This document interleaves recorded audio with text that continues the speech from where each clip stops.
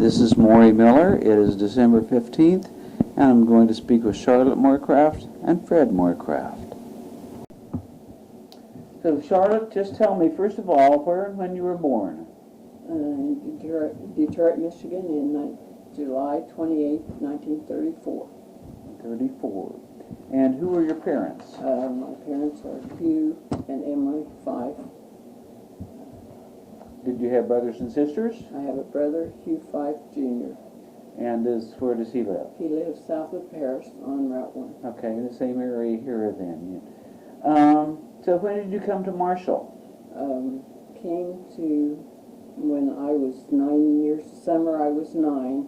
My family bought a farm north of Marshall on the County Line Road. Okay. And tell me a little bit about that house. So you said it was a farm? Okay, there was we bought 80 acres, and there was an old house on the farm. In fact, it was back in the field. You had to walk. I mean, there wasn't even a driveway to get back there. And we stayed there one summer after my dad purchased it, and my mother. And this was an investment. We weren't going to move. Well, by the second summer, we were moving. Mm-hmm. So then my dad built a new house on the road, up by the road. Okay. And everybody was glad it was closer to the road. Except my mother, of course, had always lived in the city, and we had water, electricity, a modern house like we would have now. Mm-hmm. Mm-hmm. I was a junior in high school before we got electricity in the country, and we had a furnace which we fired with coal. We had to carry in the wood or the coal. Mm-hmm. So it was a little different experience for a city lady. Oh, I bet. To move here. And then have you always lived in Marshall? After when Fred and I were married in 1953, then we rented a little house in Marshall up on Oak Street, and then we were married a year and 3 months, and then he was called to be in the service. Mm-hmm. So then I moved back with my mother for the time he was gone. Okay. And he was gone for 2 years, and out of that 2 years' time, we saw each other a week at the end of his first basic training, and then I was going to go to Texas because he was supposed to be in Texas for the rest of his time, and I had gone out with my friends to celebrate my leaving. I'd quit my job, and all evening I thought, he's coming home. I just had that feeling. But you know, I'm just 20 years old, and I'm taking my stuff. He's coming home to drive me back to Texas. Well, he was coming home going to Okinawa. So he was home for 30 days, which I was thankful. I'd quit my job. And then we didn't see each other for that 18 months. Yeah, wow. Well, let's talk a little bit about growing up. You had a house out in the country, you said. Were there neighbors? Were there children you played with? Yes. We couldn't have moved in a better neighborhood. That was probably the majority of the families were Wilsons, or maybe their name was Crawley or something else, but they were related to the Wilsons, and they just adopted us. I mean, they just took us in, had lots of activities. We went to church at the Asbury Country Church, and one of the things that we did a lot was ride horses. Mm-hmm. And we young people, our parents didn't go to church, but we kids would ride our horses to church. And for Sunday or Sunday evening, and every once in a while during Sunday school or church, you left, whoa, somebody's horse is loose. So, but they just really took us in. They were so friendly, and we're like family. Well, tell me about growing up on the farm. Did you have chores, or how did you spend your time? Well, yeah, we had chores. Usually my brother, at first, when he was home, you know, he did the outside stuff, and I helped my mom with the garden, and we had chickens and gathered the eggs and those kinds of things. And then later I did learn to milk, and so then sometimes I'd milk the cows if, my dad had something else going, and at one point he had a surgery and they planned it during Christmas vacation. And when I was out milking, I thought, I have never been so cold in my life. Even the inside of my nose is cold. And I've never had that. Of course, my head was next to the cow where it's kind of warm, and when I went in, on the radio they had just announced it was 20 below zero. Oh boy. I told my mother, it's a good thing I didn't hear that, because she might have had to go all day. So, I mean, but we always had a shortage of water. At that time, we didn't have rural water, so we had a well, but we always had to be very careful of how much we used, because,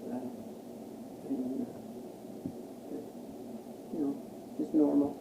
Well, let's talk about some other things about childhood memories. You play games? Did you have hobbies? What did you do? Reading probably would have been my major hobby, has been my whole life. In the community, we had a lot of get-togethers, and we'd play like, Tap the Rabbit. That was a big thing. The men played too. Everybody got in a circle, and then they'd tap the hand of somebody, and then you'd run around and who could get back to the place quickest. And it seemed like the two people's hand they tapped, that's who ran. It was like two of you together. And I can remember being with, an adult man being kind of brought around here really rapidly. But really, probably our main activity was riding horses. We used to swim in a creek down from us, and I know when we were kids, we'd take a sandwich and just meet down there. And to my knowledge, I don't ever remember seeing a parent's car or anybody checking on us. We knew about what time to go home, and so we would go home to do our chores. But I often have thought since, did they really drive by and look and we didn't see them? But I don't ever remember that they did. Now let's talk about some school memories. Where did you go to school? I went to Oliver School, and of course we were on the county line and we were on the Edgar County line. So the kids that were on that crossroad from me went to 5 Points. They were in Clark County. And the same was true with high school. Now when my brother was in high school, wherever you could get a ride, or had somebody to stay with in town, that was where you could go to school. But when I started, that was the first year they had school buses. So I lived in Edgar County, which was fine. I mean, we went to Paris, and I knew. So you went to Paris to high school. So I went to Paris High School. Okay, and what kind of activities did you do in high school? Well, of course, we were country kids, and our parents weren't used to. I mean, you went to town once a week, so didn't really participate too much in after-school activities.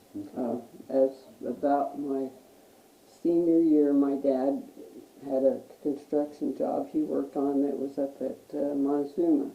And so all that fall, he would come through Paris on his, so I could stay for GAA. But that was really the only year I did that. Went to ball games some, but not too much. Okay, and then after high school? Then I worked in, and I started in high school working in an office. It was a finance office. And I started like at Christmas time. My employer was president of the school board, and he needed help, so I got to go. And I stayed there for about 4 years, I guess. And that was in Paris? Okay. Okay. And then other jobs you've had? Well, then after that, after I had quit my job to go to Texas and didn't go, then I worked for a building company in Terre Haute for about 6.5 years. Then we had our son, so then I stayed home for a long time, and we had our son, and then 2 girls after that. Well, when the youngest was in 1st grade, I decided that, I'm kind of efficient, and I would get things done early, and I just kind of didn't seem to have anything to do part of the day, so I had mentioned to a friend of mine that worked at the school office if they needed any part-time office help, and She said, well, no, because we just have kids to do that. Well, about the week before school started, she called, Charlotte, I've got you a job. And I'm thinking, okay, do I really want a job? And it was to help with remedial reading. And, of course, I really like to read, so then I worked there for 6 years. And then you worked where? At the school. At the At school. South School with, At South School. with Title I reading Okay. program. Okay. And then I decided that I was ready to stay home a while. We had built a new house, and our daughter was in junior high. And I went to her ball games and things, but sometimes I kind of forced myself. And so then I stayed home probably 6 more years. And then thought, well, if I'm ever going to go back to work, probably I better do it now. And I applied in a law office in Marshall, and they hired me. So then I worked there about 6, 7 years, and then I left there and didn't work for a few months. And then an attorney at Casey called me, and could I work during the maternity leave for one of their girls? And I said, well, yeah, I could do that. Well, during that point in time, they had, and then I'd work a day or two a week. And then in December, they called, and could I come and work till the end of the year? And my thought was, man, I do so much at Christmas.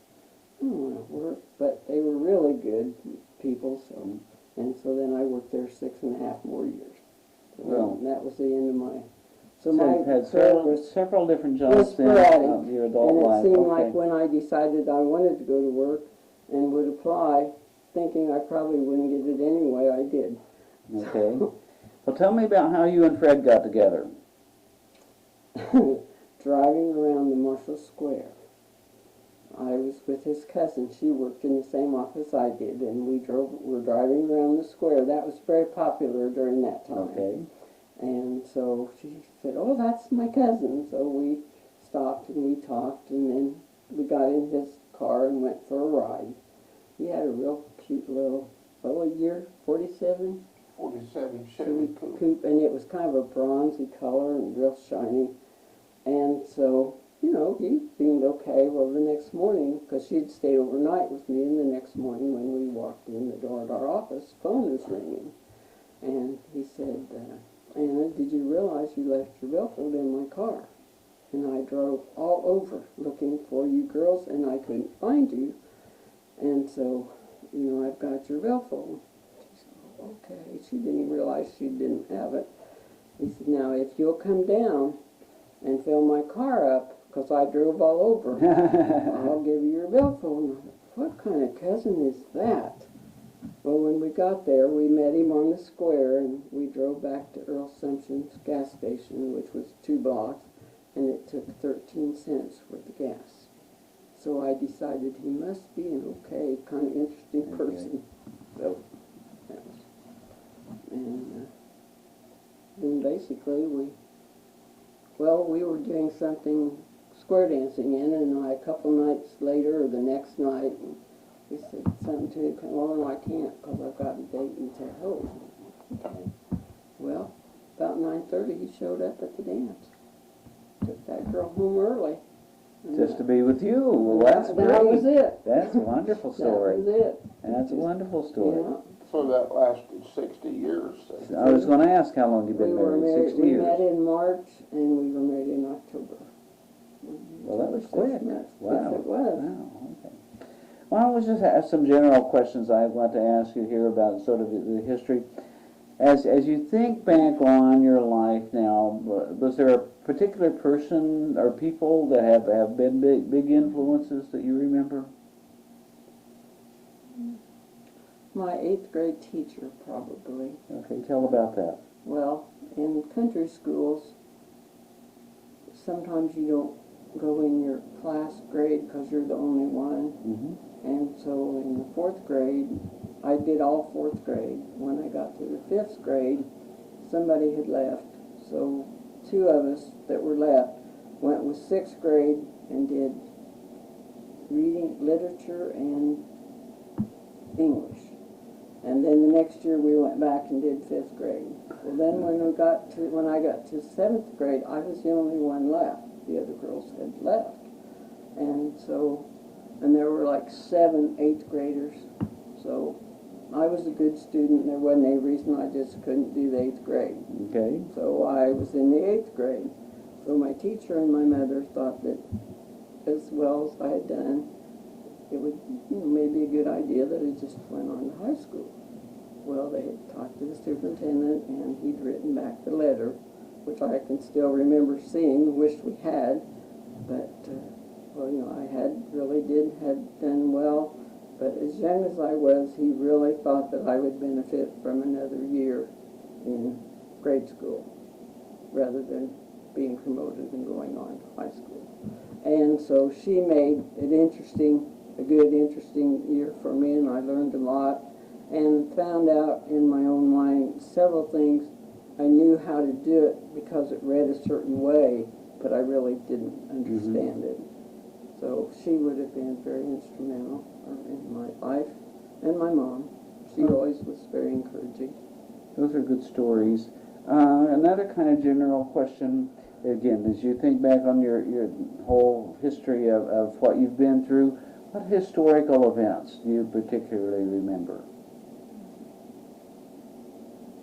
Well, probably things really, I remember the end of World War II and going to Terre Haute, because my dad's family was from Terre Haute, and we didn't have a telephone, and I still can't figure out how, but we met somewhere in downtown Terre Haute, and I mean it was mobbed and celebrating all these people. Sure, yeah. But how that worked out, and I never did think to ask my parents, I guess, how we knew, because it was not near where they lived. I mean, we were right downtown. That's still a great memory. Good. And can kind of remember in grade school when Roosevelt was running, and I can't think who was against him.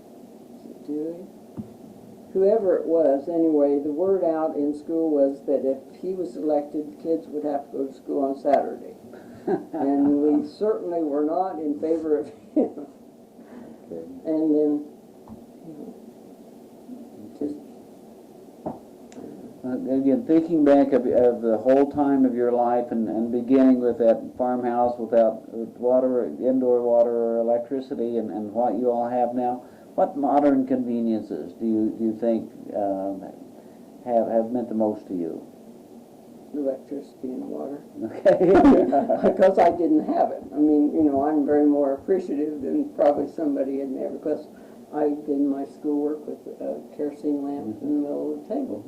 When our electricity has gone off over years, we have a kerosene lamp. We had a gasoline lantern that we used camping that seemed very bright. In your house, it's terrible. You can't see anything. So that's probably the most appreciative. Okay. One other question. If you were to talk to a visitor, somebody from far away, and they came to Marshall, how would you describe Marshall, and why would you tell them you live here? I think it's a very friendly community. It's well cared for. People care for their property in most areas, really. It's a good little place to live and work, I think. Okay, good. And we're very close to Terre Haute. If you wanted a larger place, 20 minutes, and you can have access to anything you want, truthfully. Okay, well, thank you very much, Charlotte. Now I'm going to be talking with Fred Morecraft, and I'm going to go through the same series of questions. Where were you born and when? I was born in 1933 in the southeast part of town. Here in Here Marshall. in Marshall. Okay.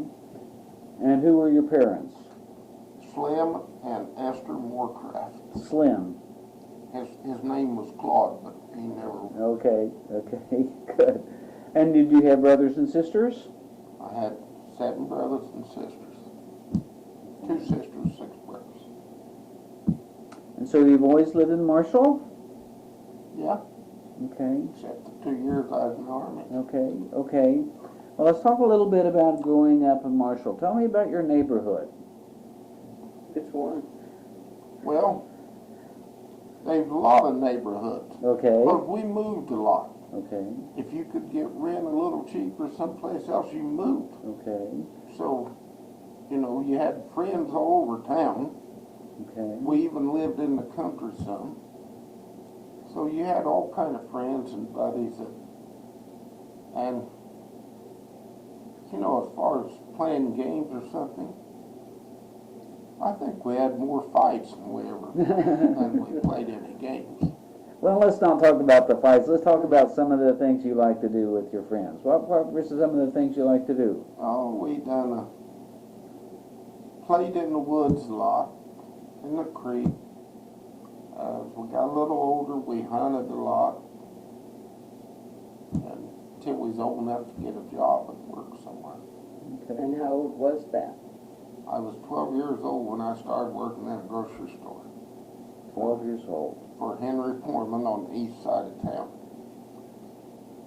But during that time, before I worked for him, I carried newspapers in this section of town, the southwest part of town.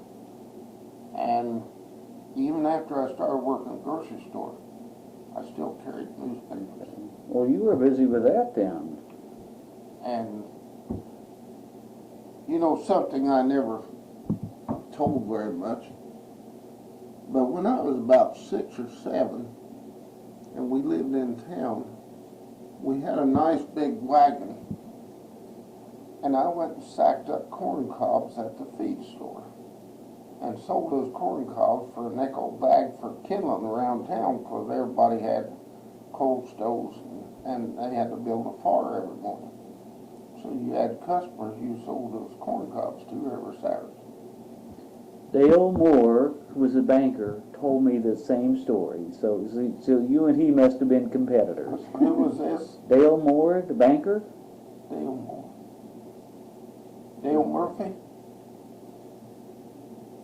Well, maybe I have the name wrong, but okay. Dale Murphy used to be president of the Delaney Bank or manager. Okay, okay, maybe I had the name wrong, but somebody was telling me that same story. Well, let's talk about school. Where did you go to school?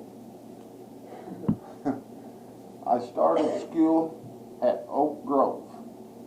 That's out east of Marshall, 4 or 5 miles down in the country. And just before school was out, we moved in town, so I finished the first grade in town. But it was like Charlotte said, there wasn't very many kids in each class, and sometimes they was tripled up. Mm-hmm. So I went to second grade. Well, second grade was so boring that after a couple months they put me in the third grade. Because I knew part of my multiplication tables in the second grade. In the third grade you had to know them before you got out of third grade. So then, sometime along that time, let me back up some. Okay. When I started the school, I went to Stump. There's a school where the lime quarry office is on that corner. I only went a week. Rube Hornbrook, which you might have had him in high school, was superintendent of schools, and he wouldn't let me go to school because my feet wouldn't touch the floor. And you went to sleep? And I slept every afternoon. I took my nap. So I got kicked out of school before I got started, really. And then I went to the first grade, like I said, and the second grade.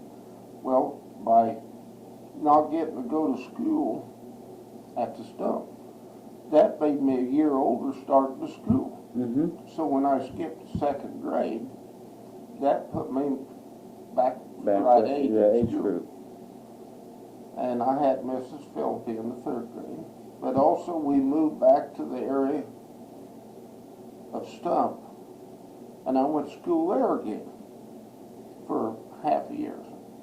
Then in the fourth grade, I had Jesse Rutman and Mrs. Philippi in the third grade. Ruth Greenberg in the second grade. I think we lived down on Pine Street. And 5th grade was Southside School at Genevieve Perkins. Then Mom and Dad bought a place east of town. Now I went to Northside School. In the 6th grade, I had Irene Bennett. 7th grade, I had Ruth Murphy. In the 8th grade, I had Mrs. Perkins again. And so I graduated from grade school at the north side, then went to high school. Do you have particular memories, pleasant memories of being in school? Yeah, high school was a lot of fun. You kind of had to learn to take care of yourself back then because country kids came in and they thought they was tougher than the town kids, so there was a lot of fighting going on. But anyhow, I really went to high school to play football, but never put a football uniform on in 4 years I went to high school. I had a knee problem, which I went to work in this grocery store. I guess getting down on my knees or something busted up my knee. And when I was between my freshman and sophomore year, I had my knee operated on. And we thought having it operated on in August, you know, I could work until just about school time. But they wouldn't let me go to school for 6 weeks. And the thing that sticks in my mind, Rube Hornbrook was one of my teachers in math of some kind, algebra and geometry. And I went to school and I told Mr. Hornbrook, I said, I'm going to have to drop algebra. I said, I missed 6 weeks of it. You know, you have to be there just about every day to take algebra. Because you had all these theorems and stuff you had to remember. And he said, I tell you what, he said, I've been a school teacher for, I don't know, 100 years, I reckon.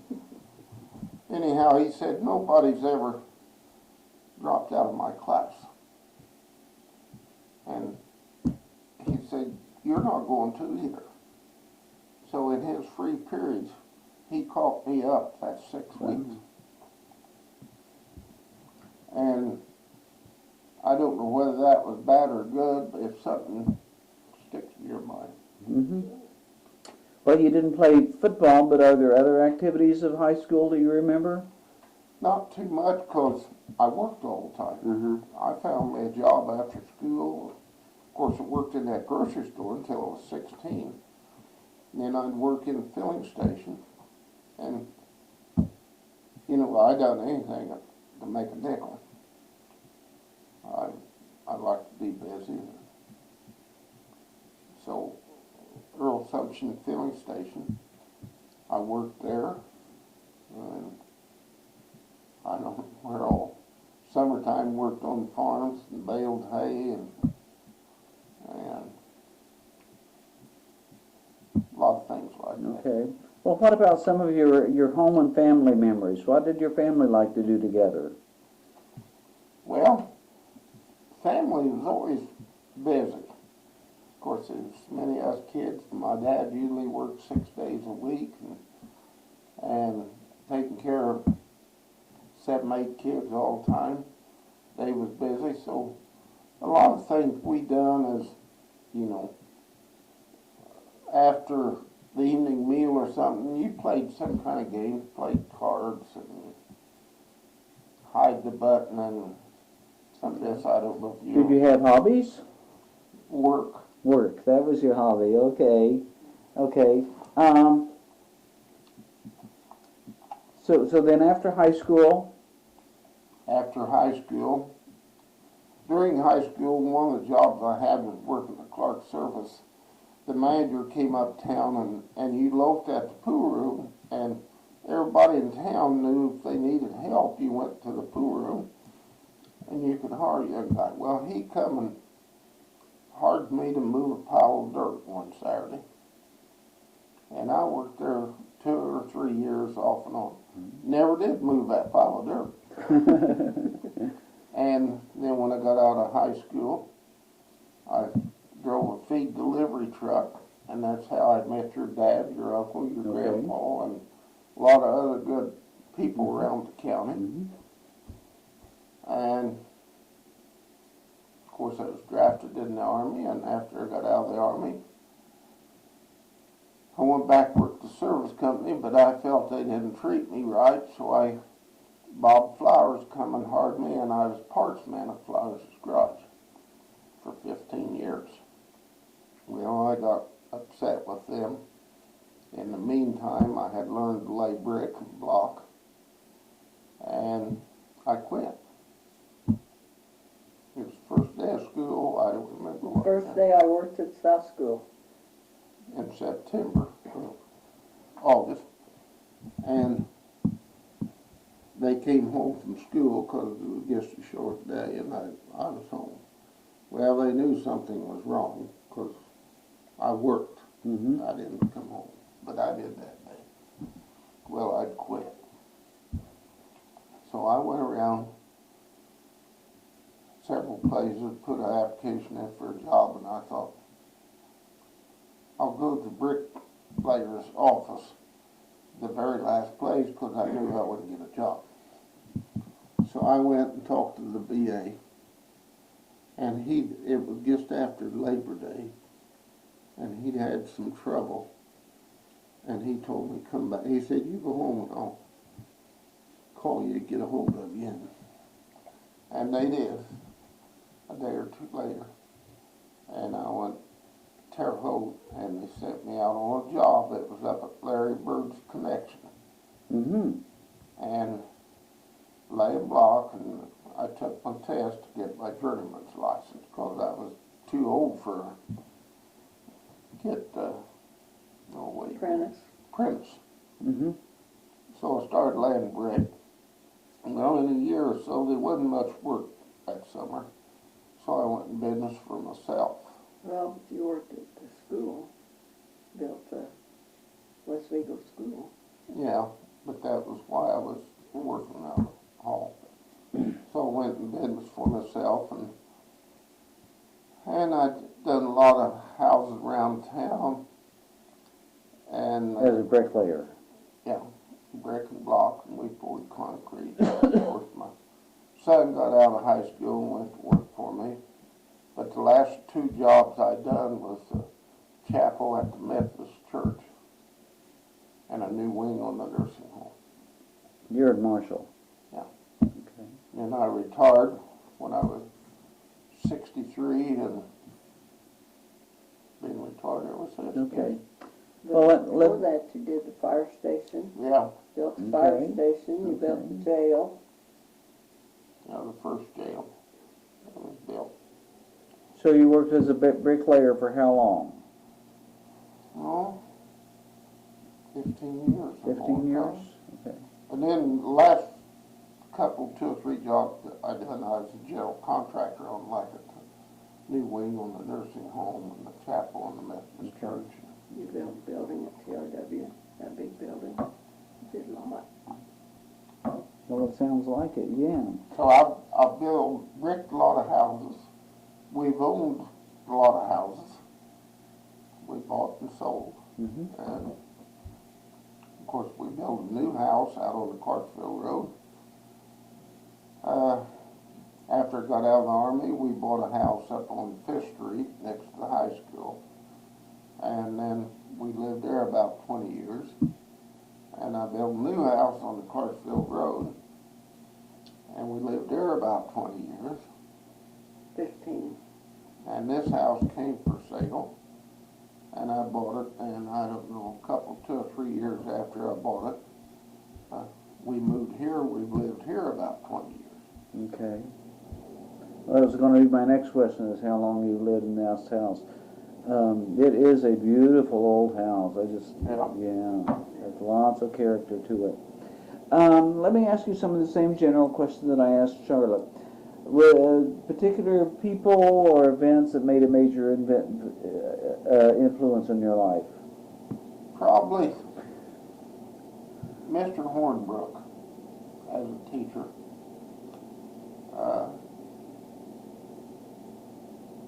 Howard Kuhn, just as a friend working for him, I learned a lot and should have listened to him a lot more, but I didn't. How about? But he told you, you know, he was a moneyed man, and he told you how to make money. Okay. And with the economy changing and everything, he wasn't wrong. Because he made his money in oil when he was a kid. He went to Oklahoma and had it rich. Okay. What about historical events? What particular historical events in your lifetime stand out in your mind? I don't know of any. Okay. I served on the city council for 12 years. I was on the Foreign Ambulance Board and president of it for 19 years. Our local fair board, I served on that about 20 years, 18, 20 years. So that, you know, just some of the community things you do that you kind of forget about sometimes. Okay. Okay. Again, thinking back in the whole time of your lifetime and what we all have now, what modern conveniences do you think made the biggest change? I think about like Charlotte said, having running water and be able to flip a switch and like that. But another thing comes to my mind, good roads. You know, used to be gravel. You remember bad roads then? Yeah, when there wasn't much gravel on the roads. Yeah. And, you know, the reason you went to town once a week, my family, my mom had so many kids to get ready to go to town, so that was an all-day chore. And then you might have to fix a flat tire before you went. And you went to town, it was mud roads, and of course in the wintertime you didn't go as much as you did in the summer. In the summer you went every Saturday night. But in the wintertime, you didn't go near as much. And, you know, those conveniences is worth $1 million. Okay. Today, you know, we had some little things to do in Terre Haute, and, you know, we just hop in the car and drive to Terre Haute and don't think anything about it. I can remember going with my dad to get a load of coal on Saturday, and that was a big deal. A major trip. Because we stopped in Terre Haute between 3rd and 4th Street, I think. And we had a Coney Island hot dog and an RC. Well, that RC bottle was that tall.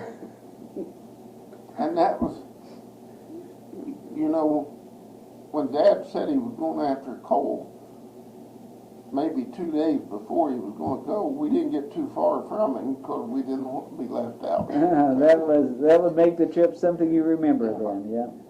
Okay, well, one last question here, Fred. Again, if you were talking to somebody who was not from here and they were visiting, how would you describe Marshall and why would you tell them you live here? Well, I don't know if I'd describe Marshall. Probably what I'd tell them, they just have to come. Okay. And get a hold of somebody, and we'll show you a good place to live. Okay. Okay. Well, I want to thank you both for your time.